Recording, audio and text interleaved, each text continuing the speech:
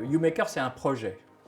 Et le projet, c'est d'utiliser l'impression 3D pour avoir des représentations physiques d'objets dont l'intérêt est de pouvoir être manipulés, démontés, refaites, reconstruites, etc. et qui permettent de visionner un objet en 3 dimensions.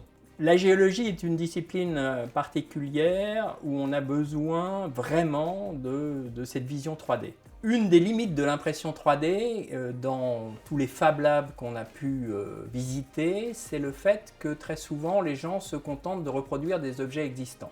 Ce qui manque dans l'apprentissage, c'est tout ce qui existe entre l'idée qu'on peut avoir dans la tête et le dessin qu'on peut faire sur un bout de papier et l'impression. Et tout ça, c'est de la conception assistée par ordinateur et du dessin assisté par ordinateur. Et notre projet s'appuie sur les compétences d'une personne qui est Adrien et dont le métier c'est ça, c'est la CAO, DAO, et d'être capable de prendre un croquis et de le transformer en un objet imprimable en 3D.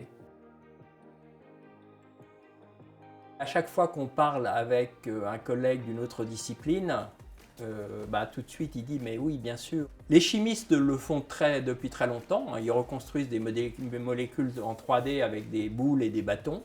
Concernant l'aspect pédagogique, on voit bien qu'il y a un écho très positif, on a réussi à faire diffuser notre expérience dans d'autres établissements.